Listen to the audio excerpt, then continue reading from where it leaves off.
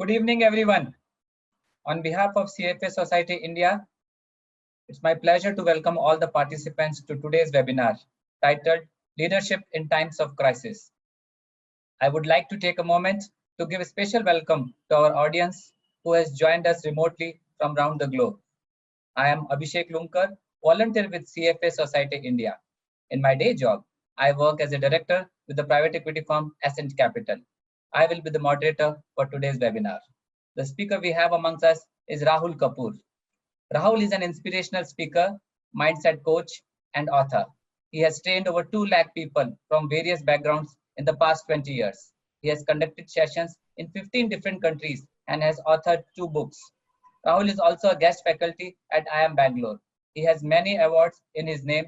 Few of them includes Outstanding Young Person of India 2010, conferred by Junior Chamber International, Young Achievers Award 2016 in the category of Social Entrepreneurship at Young India Conclave. Rahul has also been associated with Royal Challengers Bangalore, Bangalore's IPL team, and my favorite one, for multiple seasons. Today's session will focus on learning to understand your mindset and then authentically shaping your response to various situations, which can help you to have a very successful and fulfilling work life. You will specifically learn how to become inside-out driven, learn how to stay centered internally, and learn how to focus on the situation for the desired outcome. Rahul, warm welcome and over to you. Thank you very much, Abhishek, for that introduction. Welcome to all the members of the CFA Society and the CFA Institute on a Sunday evening. It's a pleasure to talk to all of you. It's a pleasure to be here as well. It's fascinating. About 2 weeks ago, I got a call from a friend called Deepak Srishimal, who's associated with your society, and he said, why don't you just have a chat, Abhishek? We want to do something with you. And little did I know that in less than 15 days, we will be actually addressing all of you from across the country, wherever you are, across the world, from wherever you are. It's a very interesting journey that we're going through. These are tough times, unprecedented times. And I'm sure you must have heard so many different speakers on so many different platforms, on so many different webinars, giving so many different views. And now you have yet another one. So I do understand that sometimes it can be information overload as well. But look, what I do is I basically help people understand the brain better. I always try to tell people that's a lot of wiring going in here. If you just change a little wiring, a little connection, you can get different results. And that's really what I'm trying to aim to achieve with all of you in today's session as well. So like I'm doing this session, the idea of doing this session was basically to make sure that we actually do something that you want rather than yet another chat. So what we did is we did an interesting survey. I'm going to spend 4 or 5 minutes giving you an idea of what we did in this survey with your own members and eventually how we designed this program. But before that, some interesting questions to ask. And these questions are right up here. In the last 2 months, what did you really lose? That's my question. What did you really lose? Now, I know it's not an interactive session and therefore it can be difficult for you to respond, but at least think through. What did you lose? You lost some clients, maybe you lost some money, maybe you lost some share in profits, maybe some of your investments in equities or debt, perhaps debt, if it could be locked in, your equity perhaps could have gone down. That's it. But what did you really gain out of these two? The last 2 months, maybe you gain how to be with your family, spending some really quality time with your loved ones, especially your children, your old parents. Perhaps focusing on your health, relaxing, unwinding, learning, relearning. If you really look at it, maybe your gains were a lot more than what you lost. But it really depends on where your mind is focusing. If your mind is focusing on the negative, that's really where it's going to be. If your mind is focusing on the positive, that's where it can be. What looks like a mess right now could also be like a blessing. It really depends on your mindset. And that's my subject, the mindset. Let me ask you another question. What do you think the world really, what do you think really happened to the world? Did the world gain more or did the world lose more? That's an interesting question. If you look from an economic point of view, we all know the answer. But if you look at from another perspective of every living being in this world, the entire nature, the universe, maybe this correction was required. Maybe slowing down was required. Maybe all of us had to understand how we have taken our lives and our world for granted. And maybe This is a time to reflect and reconnect. Perhaps if we look at these four questions can really help you settle down quite a bit. But well, human being is not so easy to settle down, right? I mean, it really wants answers, it wants logic, it wants authentication, and I'm going to do all of that in this session for you. Right, so ladies and gentlemen, this is the slide that I started with, what we lost or what we gain, and did the world really lose or gain? All that really depends on the mindset that we have, and the mindset is really what I'm talking about. And to ensure that the mindset really gets cleared, I want to ask you simple questions. At this point in time, as you listen to me, do you have a roof on top of your head? Do you have food on your plate every day? Do you have your loved ones around you every day? If the answer is yes, then I think it's just good enough for all of us to be grateful for the fact that we are alive. Having said that, ladies and gentlemen, I'm going to request all of you to join me in for 30 seconds of a silent prayer to seek the blessings of the Lord, and also to pray for those who are suffering. The fact is that we are alive and we're kicking and we're learning and we're growing. Can we just go ahead and have a quick prayer, and then we take it further from there?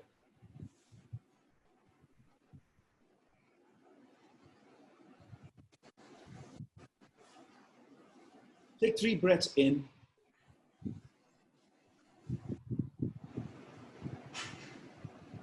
And as you take those breaths in, just remember, there are many who are unable to breathe right now. That is another proof that we must be grateful this evening. I conducted a survey with the CFA Society members, and I wanted to check really what is it that they're experiencing before I can present this program to you. And these are the questions I asked them. What are your top 3 goals? And they said, energize work-related initiatives, keep in touch with existing relationships, maintain routine business, implementing research projects and digital marketing, learning new skills, or also completing pending books, doing well on the projects that they have taken up. These are some of the goals that people have mentioned to me that they want to achieve in the coming quarter. So my next question to them was, what are the top 3 challenges you're facing currently, therefore? And this is what they said: sustaining enthusiasm and energy, prioritizing focus on important things, work-life balance, meeting new prospects, no fresh investments from existing clients. Now, they all look like valid points. Now, where are these points available? In your life, they exist in your professional life. You can touch, feel, experience these things. But how do I really go about doing something about it? That's your question. And I'm going to answer those questions any which way today. Overwork, overload of work, some people are saying, unable to prioritize, not facing any challenges currently, contradictory, you see there, not being able to socially move around, and of course, excessive information. That I quite agree.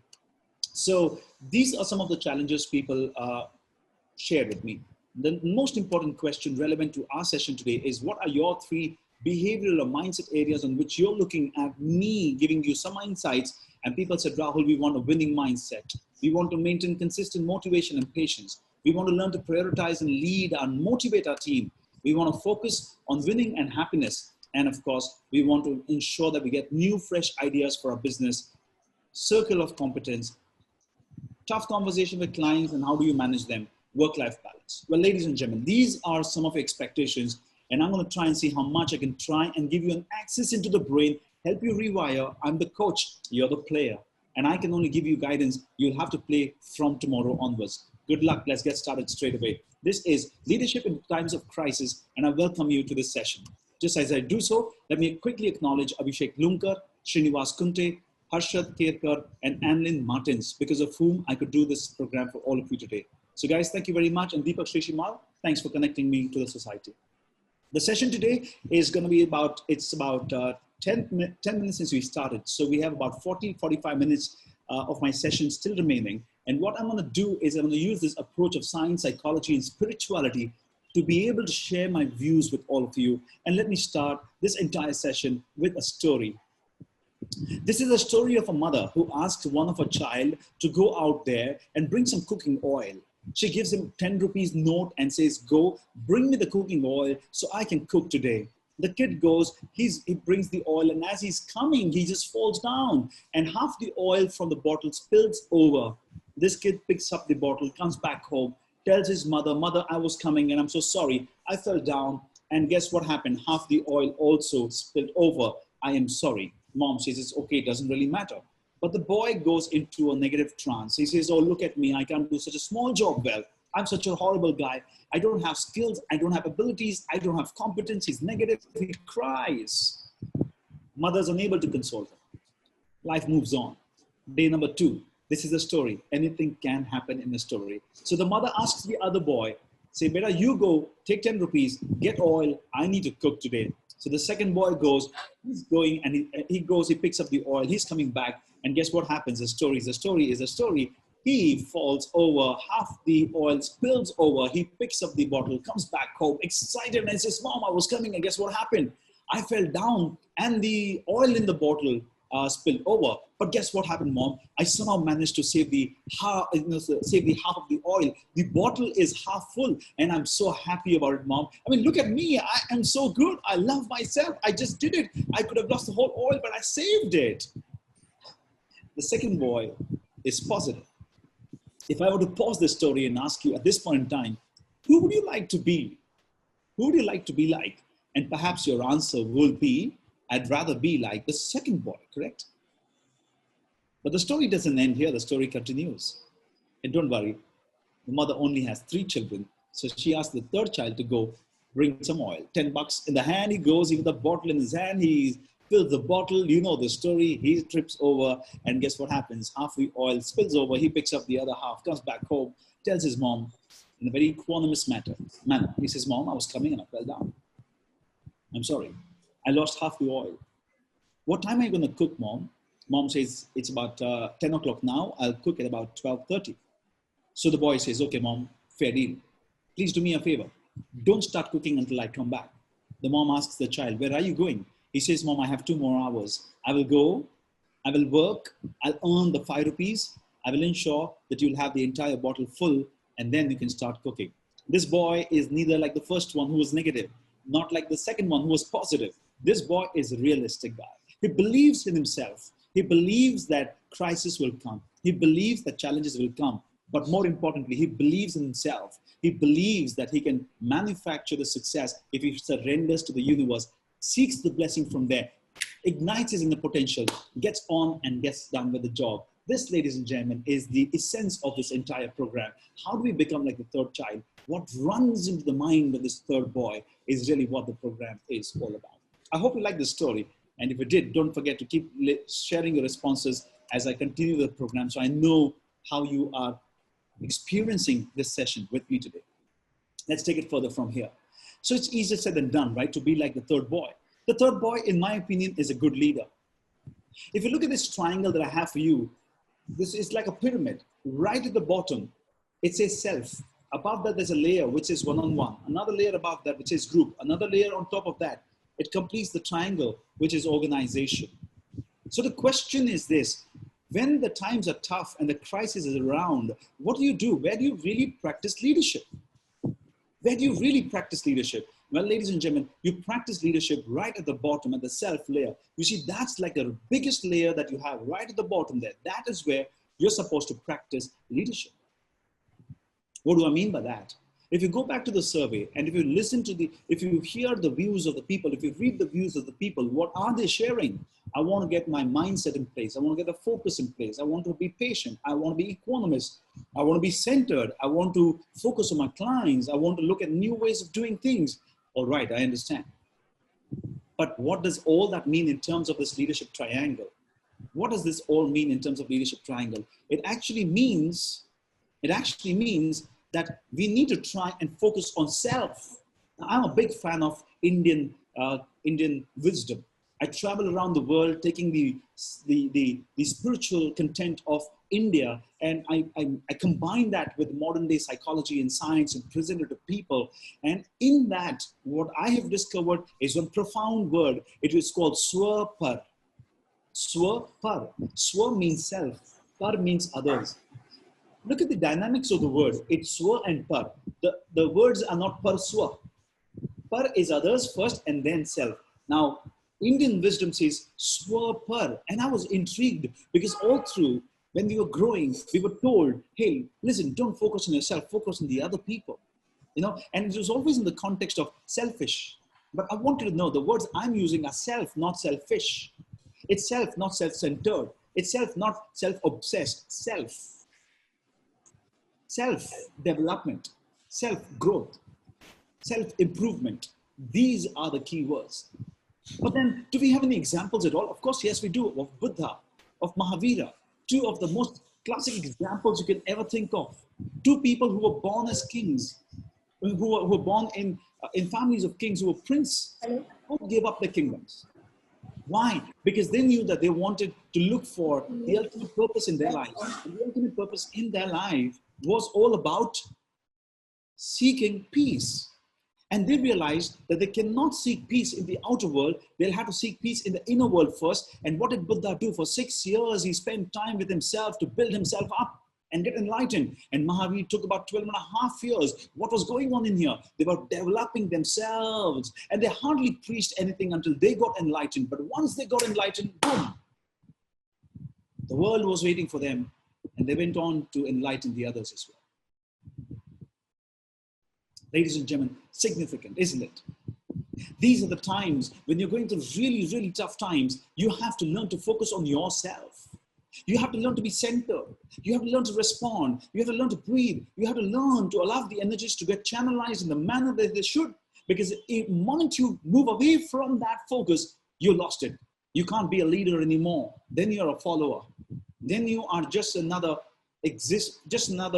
entity and not a leader. And tonight, we're talking about leading in the times of crisis.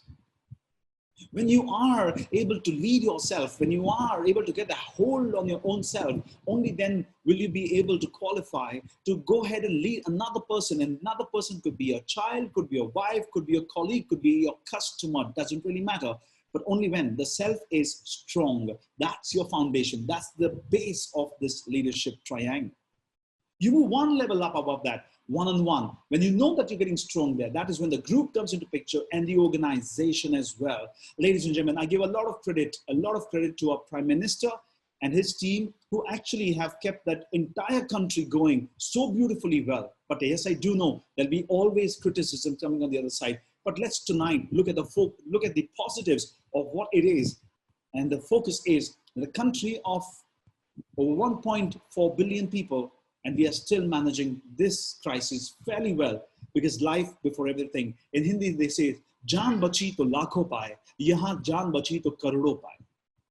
So please remember, time for you in the next few months is to work on yourself. But the question is, Rahul, what do I do with myself? I will give you one fundamental concept and 6 tips, and that's really what this session is all about today. Ladies and gentlemen, if you have a pen and paper, make notes. In case you don't have, listen up, try to take some slide shots. And for those of you who can't see my slides, don't forget, I promised you, I'm going to share every content to you as I can, as specifically, as clearly as I can. So what is it that we really need to do to get ourselves really sorted out on that base of leadership self? Look, the entire game is itself. It's in the mind. Swa par. Swa is self, par is others. Get the swa sorted out, the par gets sorted out automatically. I'm going to talk about this with relevant examples of your own field, and we're going to do a good job of this. This is my commitment for all of you. With or without the technical problems, we will still reach out to your heart and your mind. That's our objective, and this is my commitment.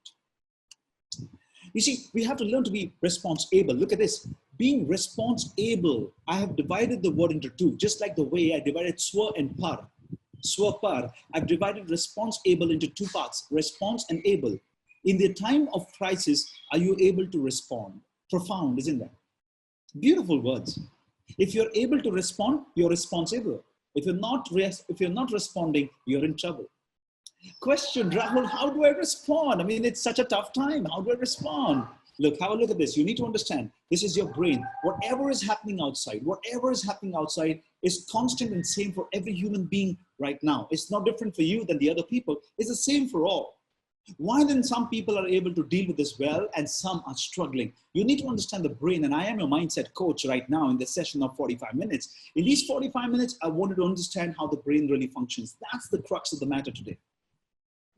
Look, with the circumstances being the way they are, you're gonna find yourself to be any one of these spots that I'm sharing with you. What I'm sharing on the slide right now, I have a circle, I have a bigger circle, and I have another bigger circle there. So there are 3 circles. I'm now talking about the inner circle, right? The small circle there. That is called less than 100% response able. When a person is less than 100% response able, he's in a small circle zone. What does that mean? It means this person is going to justify. Okay, this person is going to blame circumstances. This person says, look, I want to do this, but it's not in my control.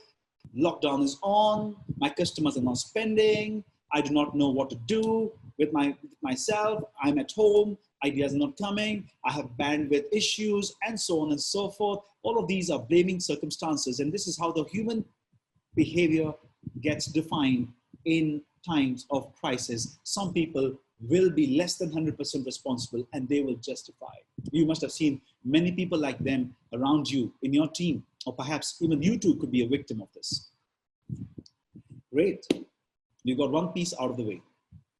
Now, in the same time, there'll be some people who actually will not be less than 100% responsible.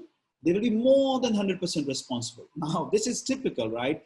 If somebody is playing it less, somebody has to play it hard just to keep the ball rolling. Now, please understand, the psychology is amazing. Once you know which block you're stuck in, the moment you know that, yeah, this is who I am, this is what's happening to me, you can just unblock yourself. You can then open up a new life in front of you. And I'm going to give you 6 tips after this, so hang in right there.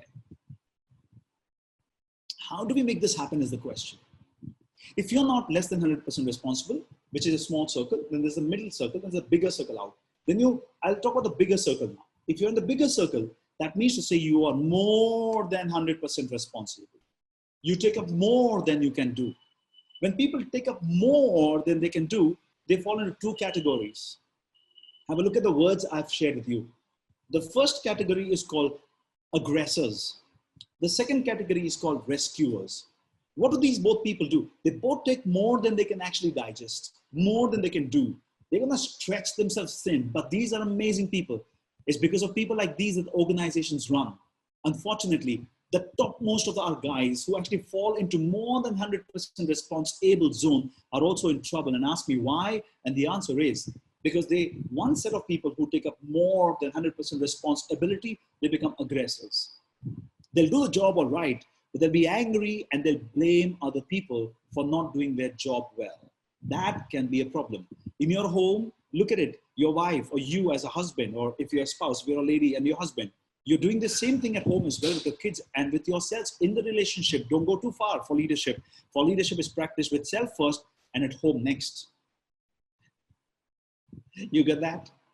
So when people when they take up more than they can do, they take up willingly, all right? Nobody forces them, but they become angry and they blame other people. That's a problem. And you cannot get the desired result there. The other kind of people are rescuers. They are the people who will take up your load, they'll quietly do the work, and they will push themselves to the limits, getting to the results. The problem here is that they can't say no. And because they can't say no, they suffer within themselves. Ladies and gentlemen, I know we have a chat box. I know we have a Q&A box. Share with me. Do you agree with me? Because you know, I'm the kind of person who doesn't like giving a talk or a lecture or a sermon. I believe in conversations. But a platform like this doesn't give me a chance to converse with you, but at least use the chat box and let me know. If you guys agree with what I just shared, what are your thoughts? What are your views? Keep sending your views with me so I know we make it interactive. Thank you very much. Pratik is saying completely agree. Yatin says relevant story. Namit says great classifications. Brilliant. I'm glad that you're with me. I'm glad. Thanks, Manish Jain, for your feedback. Keep it going, guys. Let's make this interactive. I mean, but you know, my complete comfort is with you. I'm doing the best I can. I have time. We don't have to rush. Let's do a clean job out of this. Next one. The third category, which is the center category, the center circle, right? I told you there are 3 circles. The center circle is what I call 100% response-able zone. Who are these guys? These are guys who don't react, they respond. They don't react, they respond. They look at every challenge in life and they say, I'm ready to respond. I'm ready to respond. That's the game they play. That's the game I want you to be in as well. It's easier said than done. It's simple, it's not easy. Remember these words? It's simple, it's not easy. I learned these words from my mentor, Sri Vallabh Pansali from Enam Securities. He's my mentor. I've learned a lot of things in my life from him, and I'm happy to present them with you. I've had a chance to work with Dr. Abdul Kalam, Sachin Tendulkar, Shah Rukh Khan. I've had a chance to work with Dhoni, Kohli, Chris Gayle. I've had a chance to work with Deepika Padukone, Narayan Murthy, Shri Ravi Shankar.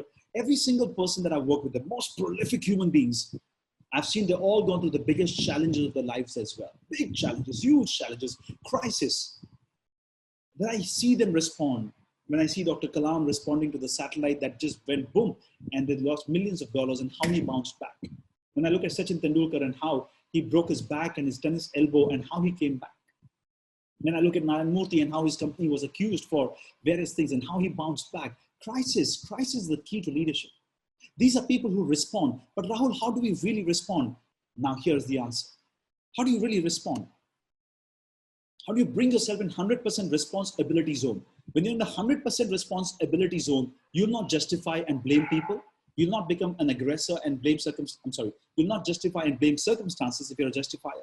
If you're an aggressor, you'll blame people. You'll not do that. If you're a rescuer, you can't say no and struggle inside. You'll not do that either. What should you really do in these times?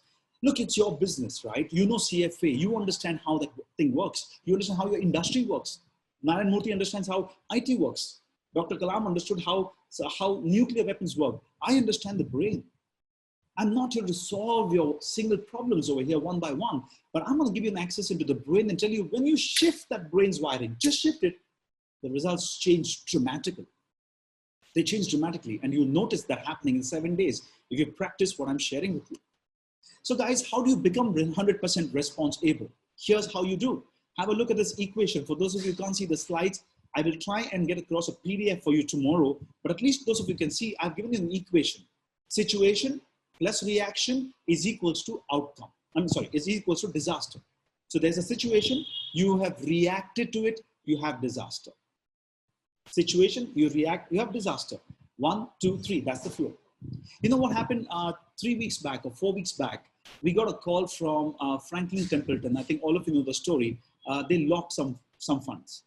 Now I had invested a lot of my money with a very big investment firm, and I had just moved one significant portion of my money from the FD into liquid fund.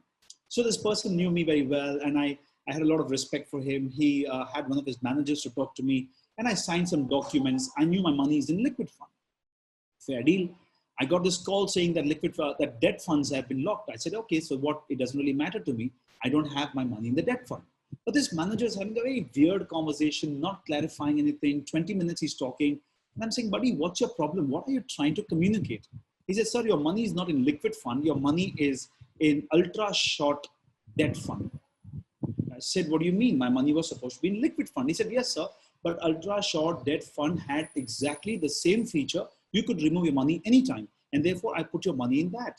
I said, you never told me this. You just got my document signed. You never informed me. How could you do this? He said, no, sir, I had informed you. SEBI rules came in, and he went on. Now, you know, liquidity is everything in current time. And all my money, my significant amount of money for liquidity was in that fund. It got locked. Like anybody would know, I reacted too. My head went crazy. I started breathing fast. I did not know what to do. I got angry with him. I sent some messages to him, and I was feeling totally out of sync. Rahul Kapoor, your coach for the day, is saying that this happened to me last month. It's human. So what do I do now? I didn't know what to do. So after 3 hours, I sent a message to my mentor, Vallabh Bhansali. I said, sir, something like this has happened. He said, Rahul, that's unfortunate. What are your options? And then he said, look, number one, all the money is not gone, it's locked, it will come.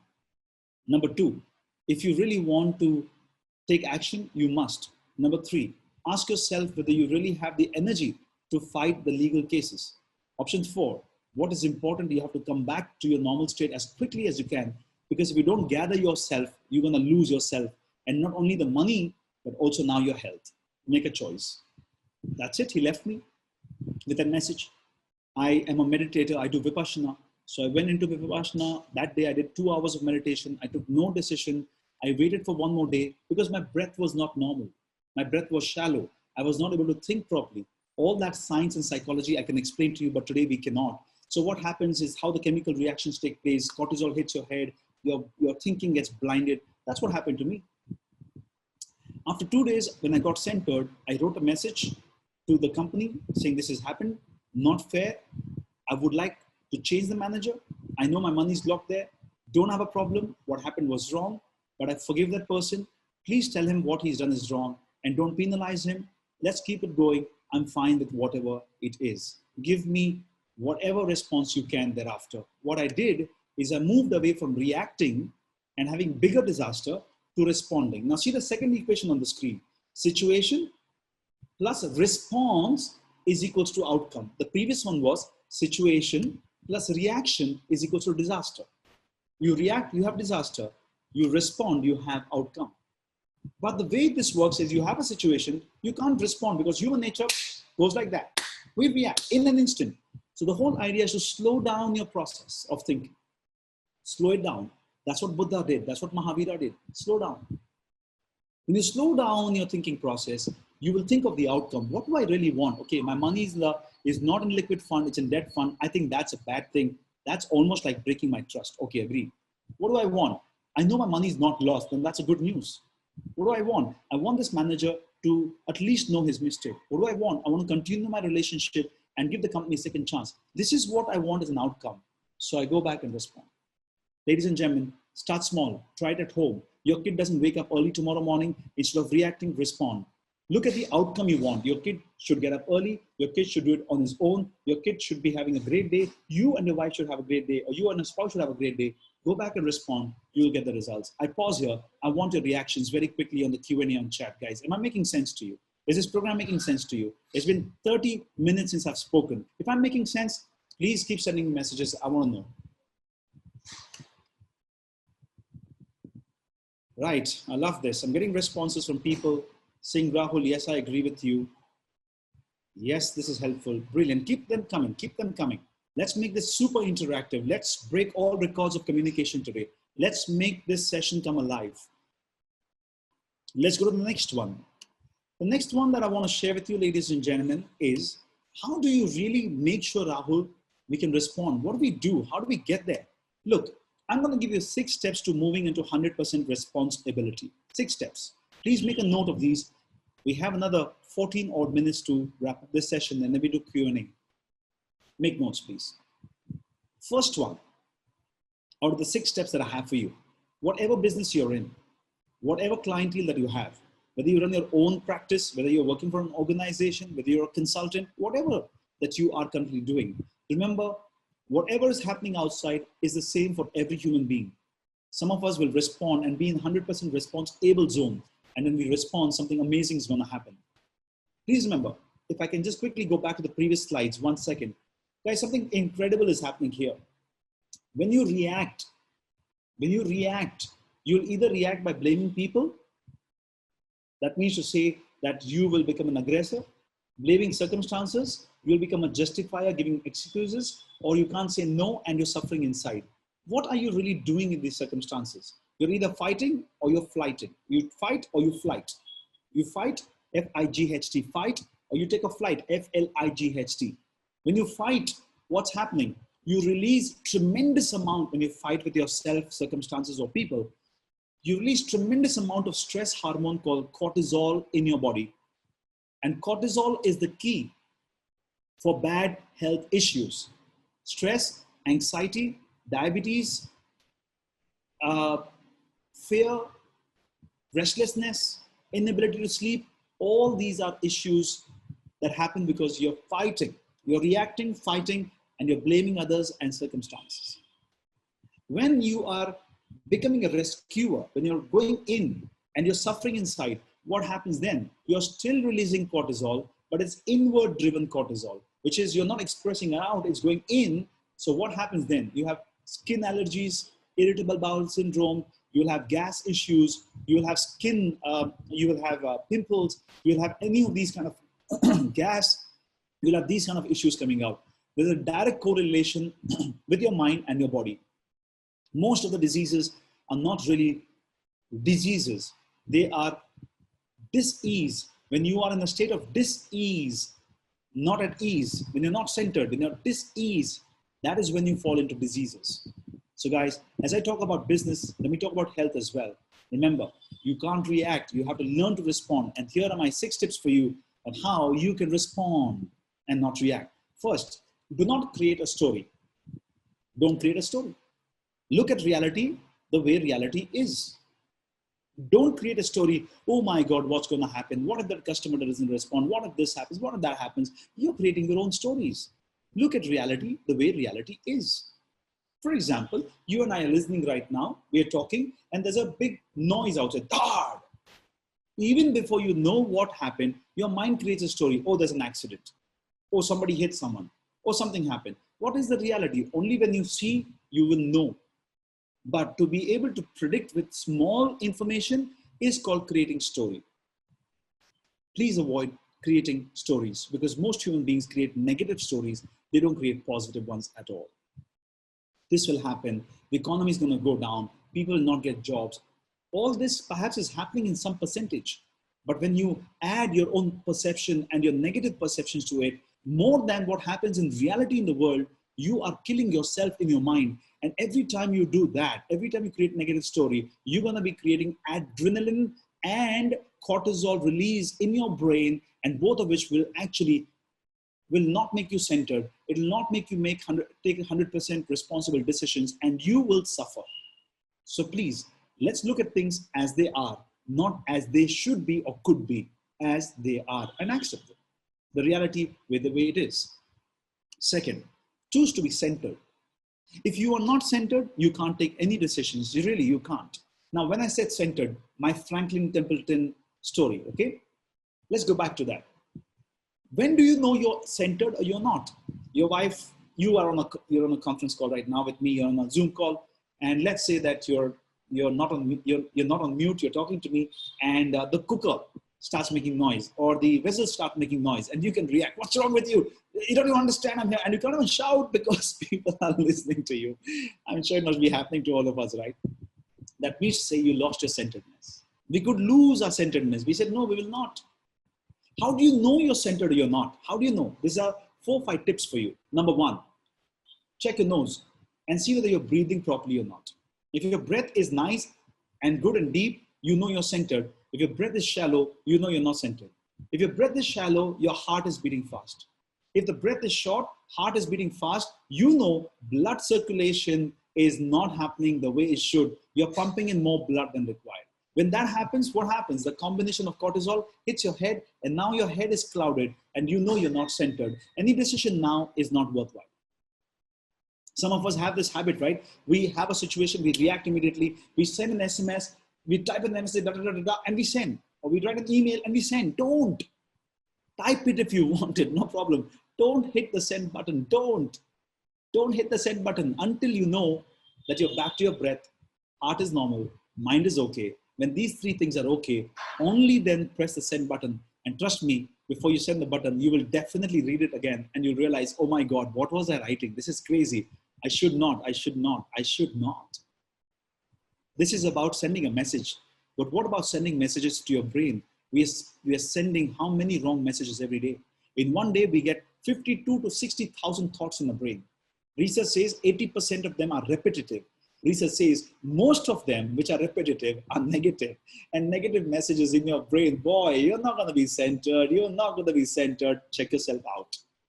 Let's move on to the third one. I have another 6 minutes to go. Take personal inventory. What does that mean? Take personal inventory. You know, whatever is happening in the world is happening. What's your contribution in that? What have you done to that? Look, Corona is not in your hand, but anything else that's happening is in your hand. If you're attending programs, it's in your hand. You're sitting quiet, it's in your hand. You're lazing around, that's in your hand. You're talking to customers, that's in your hand. I mean, look at personal inventory. I love Ramanand Sagar, Ramayan, which happened 40 years back. That became the most watched TV serial in the lockdown, the most watched.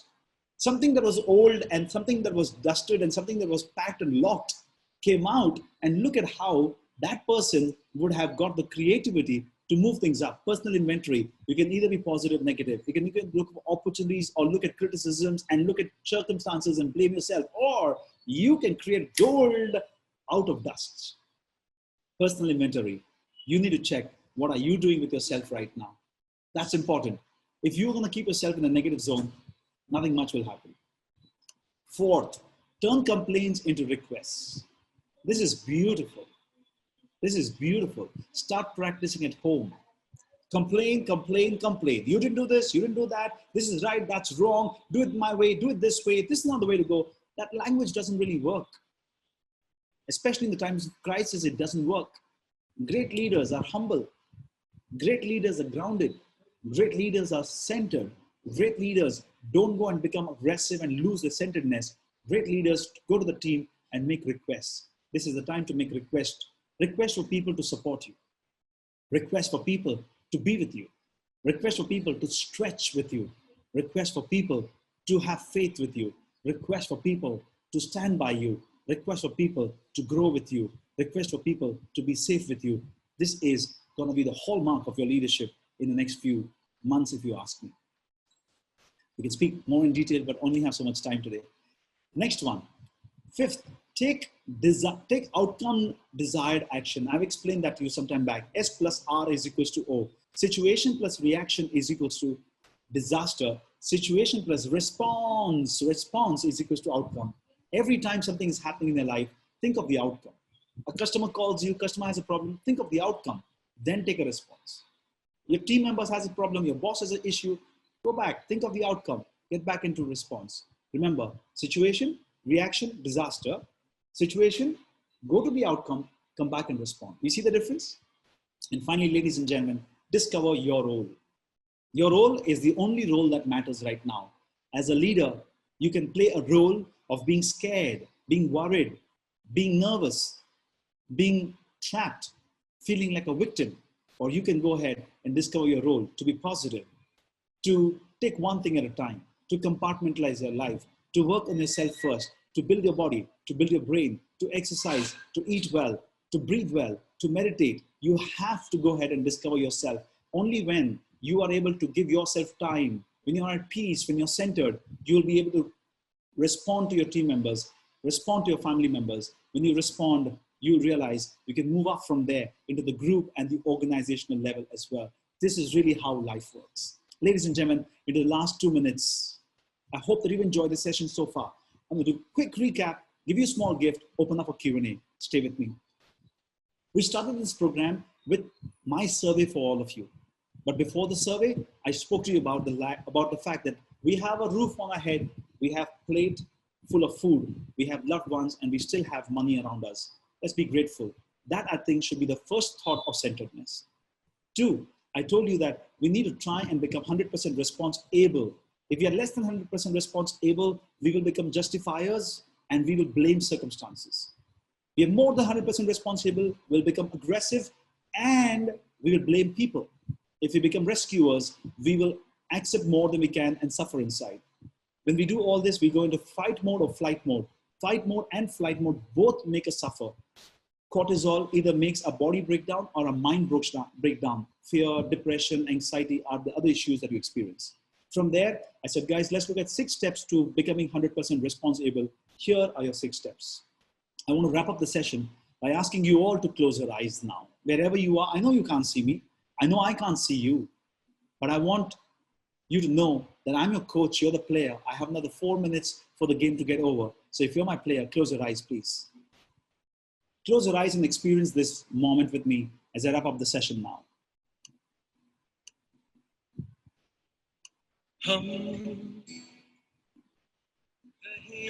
I want you to close your eyes and visualize your father. Your father's face, his eyes, his smile, and tell him, Dad, I love you. He's the person who got you into this world, who gave you food, shelter, education, who stood by you in every time of your crisis. Visualize your father and tell him, Dad, I love you. Visualize your mom, the lady who got you into this world by keeping you in a womb for 9 months. She gave you uncompromising love, whether you're right or you're wrong. She stood like the rock of Gibraltar for you. Visualize her and tell her, Mom, I love you. How many crises must she have gone through in her life? As a child, as a young girl, getting married, changing her name, changing the house, changing her life. Her entire life is like a symbol of change. You got married, you had your wife coming, your spouse coming, your children coming in, but she was so constant all the time, accepting a change and keeping it moving. Her love for you never changed. Visualize your mother and tell her, Mom, I love you. Keep your eyes closed. Visualize your dad and mom. Visualize the time when you were young. You were learning to walk and you fell down. And the tears were rolling down your parents' cheek first before yours. Visualize the time when you were unwell. Your parents were awake for you all day, all night. Visualize the sacrifices. Visualize the issues and challenges they've gone through, the crises they've managed in so many years to give you the life that you have today. Open your eyes. Look at me. Ladies and gentlemen, I'm Rahul Kapoor, your coach standing here, talking to you today on leadership in times of crisis. Not just because I have been able to work with people around the world and the best of celebrities, but I have gone through 2 depressions in my own life.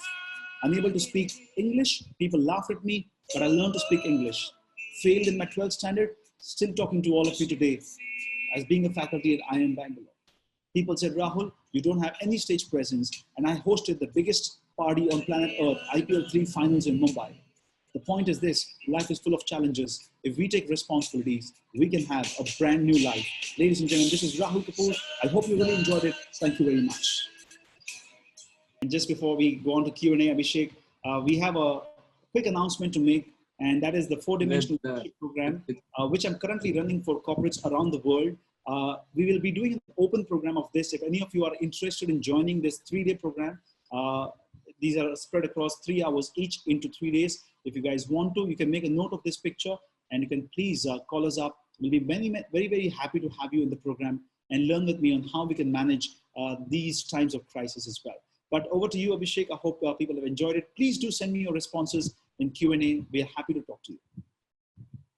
Yes, Rahul, thank you very much. I think we started with crisis, and as a true leader, you have demonstrated practically leadership in times of crisis. Okay, Rahul, we will start the Q&A session. So there are multiple questions, but let's first move on to the initial part of your presentation, which spoke about aggressor rescuers. So Bezad Debu asked, at a group or organization level, we have to respond to aggressors or rescuers.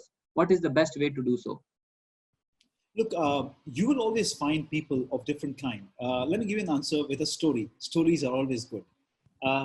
Once Buddha was meditating with his disciples, one guy comes and spits on Buddha's face. He spits on Buddha's face. This is the real story. And as soon as he does that, Ananda gets up in anger and he says, Buddha, I want to teach this man a lesson. Buddha says, no, Reda, just wait. He says, Buddha, what do you mean wait? Buddha says he does not know how to express himself in words. And which is why he did what he did. He says, Buddha, I can't believe you're saying this. Buddha said, yes, just relax, wait. This guy goes back home. He realizes what he's doing is wrong. Next day, he really feels bad about himself. He comes and falls at Buddha's feet and he apologizes and he cries and he cries and he cries. Ananda is amazed and he looks at Buddha and says, what is this? Buddha says he still doesn't know how to express himself in words, and which is why he's like this. If you look at this, Abhishek, this actually answers the question. You will always have aggressors and rescuers in front of you. The important thing is not what they are doing. The important thing is what we are doing. And what we are doing inside us, that is what determines leadership, not just in the times of crisis, but also otherwise. My message to all of you is this: work on the swirl, develop the patience, develop the ability to stay centered. It is not an easy task. I was initiated into Vipassana 4.5 years ago. I practice, sometimes I go for 10 days and I practice meditation for 100 hours. What am I really practicing? Not sitting in silence for 100 hours, but I'm learning how to respond for 100 hours in 10 days. That's the message for all of you. What you practice is what you become. To wrap up this question's answer, Abhishek, are you right-handed or left-handed? I'm right-handed. And if I ask you to write with the left hand, you're going to struggle, right? A bit, yeah. Yeah, why? Because you have practiced writing with right hand so often that it is now automatic response. And automatic response is actually believed to be a true nature. Incorrect. That is only practiced wrong nature. True nature is being peaceful, equanimous, forgiving, kind, compassionate, understanding. That is our true nature. To access true nature, you need to practice the right thing and make it automatic. I hope I've answered the question. Yes, yes. I think there is a related dimension which Yogesh asked, that understand about aggressive. How do you deal with negative and pessimistic people? Is the principle same? Well, the question I would like you to rephrase the question. What should I do when I'm negative? Okay. People will always be in front of you. They will be pessimistic, and they'll be so. Let me answer this question in two ways. What I do is I have something, a program called the 4-dimensional leadership program. What I do in that, Abhishek, is I help people understand that when you have a pessimistic guy in front of you, or you have an optimistic guy, or you have a not so pessimistic but a confused guy, what should you really do? How should you move from one segment to the other segment? Let me explain that in terms of a story called from Mahabharata. I love stories, and stories are good ways to learn. It stays in our brain. Right now, we're all watching Mahabharata, right, on television. Krishna has this guy called Arjun who's in front of him. Arjun says, I don't want to fight the war. Krishna says, listen, if you will not fight the war, we can't win. Now, at this point in time, Arjun becomes pessimistic, although he's very powerful. Agree? So now, how do you inspire Arjun? So he says, Parth, you've come to this world to perform your duties. Your job is to go ahead and fight. You're a Kshatriya. Do not worry about the results. Just go do what you're supposed to do. Leave the results to me. He inspires Arjuna through spirituality. But Bhishma Pitama, who's the most spiritual person of all, is fighting on the side of Kauravas. Kauravas are winning. Krishna knows you cannot win him with spirituality. He's a wise man. So he goes and asks Bhishma Pitama at the end of 5th day of war, Bhishma Pitama, why are you fighting the war? For truth or evil? Turns his back and goes away. No questions asked. No further evaluation. No check, no conversation. All night long, Bhishma Pitama realizes what he's doing is wrong. He stands in front of Shikhandi. And that, you all know what happened after that. That's the end of Bhishma Pitama. What style did Krishna use with Bhishma Pitama? He used brevity in speech. But Bhima, very reactive guy, he's fighting a war with a guy called Jarasandha. He hits him. Jarasandha can't die. So Krishna looks at Bhima and he takes a stick, he breaks into two. Bhima in excitement, he reacts. He breaks his body into two, the body gets stuck. He divides, body gets stuck. Krishna says, don't react, respond. Look at the full story before you take a decision.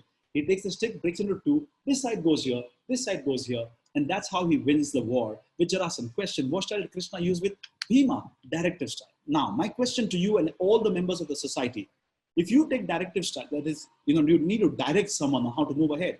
If I take Bhima's directive style and go to Arjuna and take spiritual style, go to Bhima or go to Bhishma Pitama, will it work? It will not. Because people are different. When people are different, it's not the problem with them. When people are different, it's a challenge with us. Can we get into 4 dimensions of our leadership and move from there to get the best results out of them? I've worked with cricket teams and I can tell you, good leaders always bring out the best from people. And the 4-dimensional leadership program, which I'm running, does exactly the same as well. That's absolutely true. Mohammad Mehboob Alam Hira wants to know, what is the difference between response and reaction? You spoke about 2 equations. So he basically wants you to elaborate on the difference between response and reaction. Well, I think we did quite a bit of deliberation already on that. And I also gave an example of what happened with my money with Franklin Templeton. Do I need to explain more? No, but I'll give you a simple example so it sticks in your brain even more easy. Let's say that I have a glass here. Let's just show you some example. So let's say I have a glass here. And my kid is coming to me to give me this glass of juice. And let's say it drops down. It breaks. I can react. What's wrong with you? Don't you understand?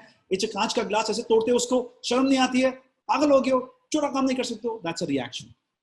Disaster. First the glass broke. Now the heart of the kid also broke. Respond. Okay, it's broken. हो गया खत्म. Now I can't do anything about it. Franklin Templeton का वो debt fund में चला गया. कुछ कर तो नहीं सकता हूँ ना. Now go back to outcome. What do I want as an outcome with my child? I don't want to hurt it. I don't want him to get hurt. I don't want him to repeat the mistake. I want this mess to be cleared out. If I want this as a response, if I want this as an outcome, what will my response be? बेटा side में आ जाओ, कोई बात नहीं, गिर गया कांच का ग्लास है, no problem, साइड में आ जाओ. अच्छा कामवाली को बुलाओ, साफ कर लो, जो साफ हो गया, बेटा कैसे टूटा पापा, वो हाथ से थोड़ा फिसल गया, no problem बेटा, next time ध्यान रखना, come here, give me a hug. That's a response. True. Yes.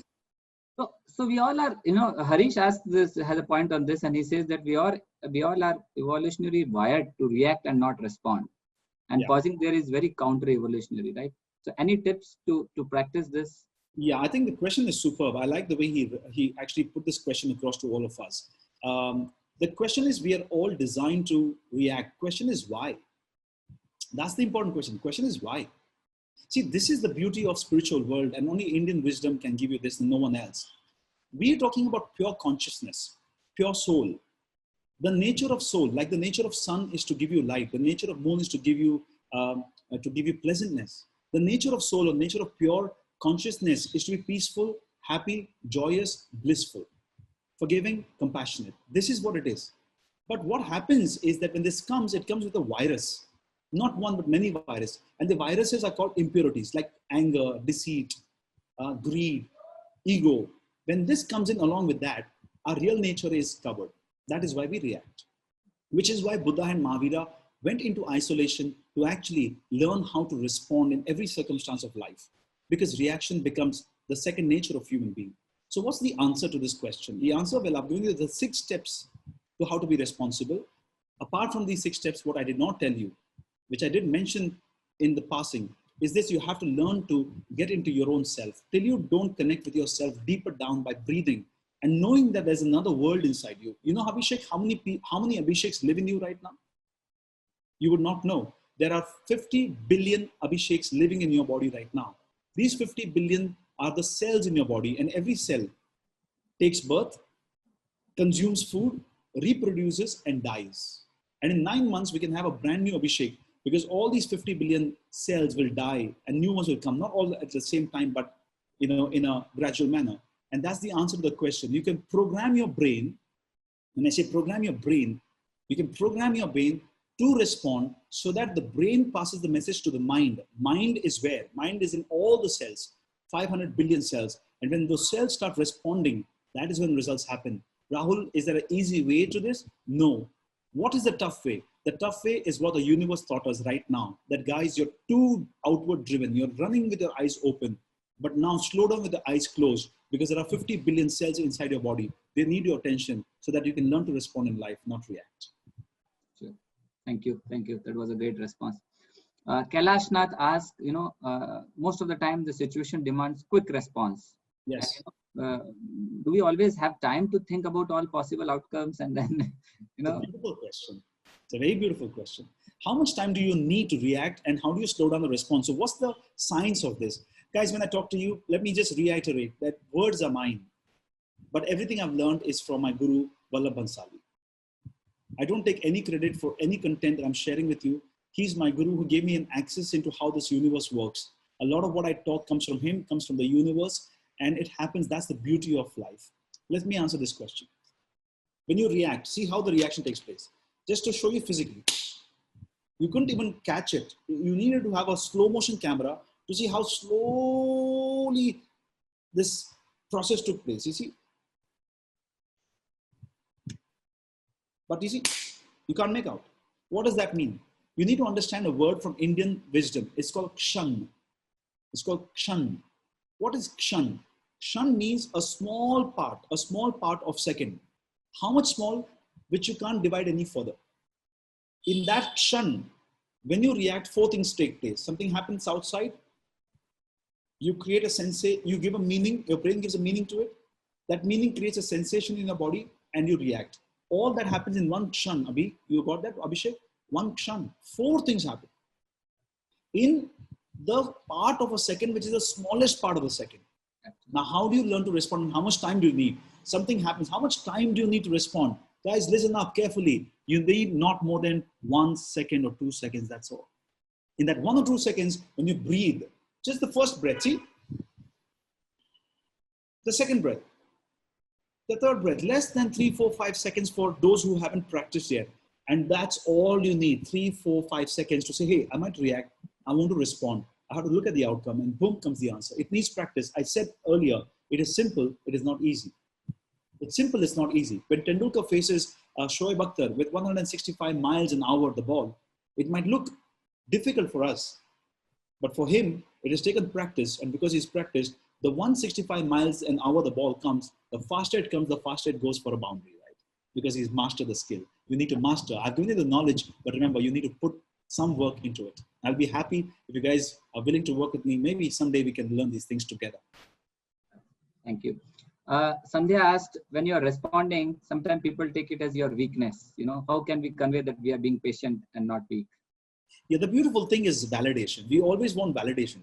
What do others think of me? What do they think about me? What are they? Who cares? Who cares? What matters? What's her name? The lady who asked the question? Sandhya. Sandhya, what matters is how do you feel about yourself when you respond? That's it. No long answer to this. If you're feeling good about yourself, that's it. Validation is a crime. Validation is a crime. You can never make others happy. Keep yourself at peace and blissfulness. That's what the purpose of life is. That's what the purpose of every circumstance and crisis is. Sure. So we have limited time, but the questions keep coming in. So what we will do is participants, we can have maybe an interactive session for 10 minutes post we close the webinar formally. I will just take last 2 or 3 questions. Rahul, people want to know, how do you meditate? What is the process? Any quick tips? Importance of meditation, Vipassana? I mean, if you can just throw some light on that. Right now, please go ahead and type. Can I type from here?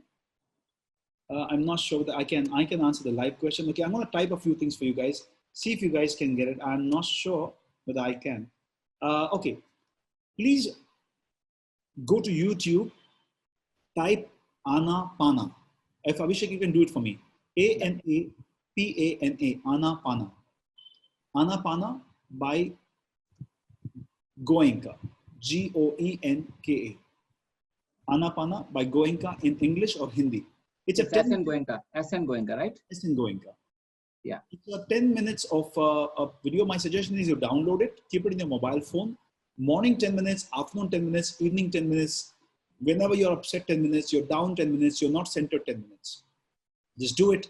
This will be the introduction of yours to meditation. I've tried almost all, I've tried many forms of meditation before I could recommend this to you. But I also have a recommendation to all of you. It has nothing to do with a religion. Breathing is nothing to do with religion, right? I'm a Jain and I've spoken of Buddha today. How does it matter? It hardly matters. But we're talking about universal truth. We are not interested in God of one religion or other. We're looking at universal truth. What is the universal truth? Be calm, be happy, be peaceful. This is what Anapana will do for you. But I have a recommendation to everybody. My best gift for you of the day. The next few words are important. Before dying, do Vipassana once. You realize that you are living a dead life. Until you actually do Vipassana, you will come alive. You'll become a new person. That's when you realize what you've missed in life. Absolutely. I second that. Satish and Manish have 2 related questions. Satish wants to know any 2 or 3 good books which you would love on the topic which you presented today. And Manish says that you have mentioned about science, psychology, and spirituality. Any specific concepts, books, or gurus who have shaped your core concepts and you believe that one should read up? Sure. So let me answer the first one. Books. You see, it really depends on where you want to start, because giving you books is not a tough task, but giving you something that really can give you access into your life is important. So you might be spiritually driven, scientifically driven, or you might be psychologically driven. Now, what I have done to answer both the questions together of Ravi and Manish, if you come to my house and if you look at any part of my room, any part of my table, you'll always have 3 sets of books. We'll have books on psychology, science, and spirituality in every part of my house, because that's how I've gained my information. However, if you really want to give a shot to getting into something, then maybe you want to make a note of 2 or 3 books that I'll recommend you right now. The Seat of Soul. The Seat of Soul is a very, very good book by Gary Zukav. Very nice book. You may want to try The Placebo by Dr. Joe Dispenza. And Abhi, I can give you another list of 4 or 5. I'm going to make a PDF, send you the summary of this program along with recommended books as well. Now, both the names I gave you are American, but both of them have one thing in common. They both drew a lot from Indian wisdom. Okay. So Dr. Joe Dispenza is talking about the chakras, and Gary Zukav is talking about most of his content is Indian spiritual stuff. But the bad news is they never give copyright credits to any Indian authors or gurus. They will have their own names and keep it going. And when we have to use their content, we have to give them credit. But for those of you interested in Hindi books, Sanskrit books, or Indian books, I'll give you a good combination of books as well. Having said that, I'm going to wrap up with Manish. So Manish, look, for me, life was so bad that 4.5 years back, I was in the bed with a disease that no doctor could even analyze or cure. I was in New York, Manhattan. I spoke at the Rockefeller Center, which was the peak of my career. I came to India. That year, I was on the cover page of magazines. I was on television. the highest of my peak. But when I came back, I was on the bed. I just felt ill. Nobody knew what was happening to me. And that's when I met my coach, Marianne Schwartz. I was on the bed and didn't know what to do. I was writing a will. When I was writing a will, I was asking, what do I really have? What do I own? And what do I want to pass on to my children? That's when I realized I had nothing worthwhile to pass on to them. That's when I met Vallabh Bhansali ji also. That's when my life started to take a new shape. So I met Vallabh Bhansali ji, who helped me to understand the importance of spiritual world. Then I worked with Marianne Schwartz, who's a 85-year-old mindset coach who lives in New Jersey, who's my coach even now. Then I worked with Dr. John Gray. He helped me out with relationships. I worked with Dr. John Sarno, who's a doctor in New York, in University of New York. So I worked with him. And finally, I got cured without medicines. So I had a combination of science, psychology, and spirituality working on my body live. And these people really helped me out. And then I sacrificed the rest of my life to help people understand this. And today I conduct sessions for families, for corporates, for major organizations around the world, helping them understand this. So I had a new life, and I'm able to share this new life with everybody. I hope this is giving you answers to all your questions so far. With this, we've wrapped up the time as well. Yes, yes. Thanks a lot, Rahul. Really appreciate your time. This session was indeed very, very insightful, helpful for our audience.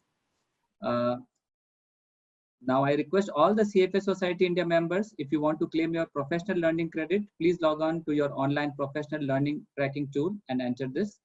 Thank you for participating in today's webinar. I announce the close of the webinar. Thank you very much. Can I just say a word before we close, Abhishek? Yes. Okay, so ladies and gentlemen, I just have a quick message to give you. I always love ending things with a story. A quick story, but it will be very relevant to all of you. A king was building a temple, and he asked everybody to contribute. He wanted it to be the first temple built by its people. Everybody contributes, and every day, one of the chief finance person comes into the court and he announces who's given how much money. One day, the king is really surprised. Right at the bottom, there's a guy who's given 6 rupees. The king is so upset. He says, call this man. I want to talk to him. How dare he give 6 rupees? He calls him and says, what's wrong with you? 6 rupees? He says, hey, king, I'm a beggar. All day yesterday, I had earned 6 rupees by begging. I was supposed to eat my food. But when I got to hear that you're building a temple, I wanted to make my contribution. And which is why I went hungry yesterday and sent the 6 rupees to you. The king was so shocked, so ashamed of himself, and so proud of this man, he removed his name from bottom and put it right on top. What's the message for all of you? Today, our PM, our country needs funds. Don't think how many lakhs and thousands you can send.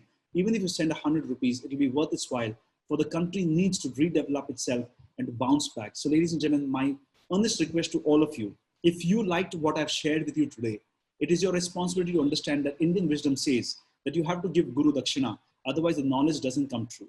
So if you feel this session was worth anything for you, whether it was worth a rupee or 100 rupees or 1,000 rupees or 5,000 rupees, or if you want to just spend money otherwise, please go ahead to PM Cares Fund, send the money. We are sure this money will not be misused. This government will not misuse your money. We all know this deep on our heart. And that's my message for all of you. Thank you and God bless you all.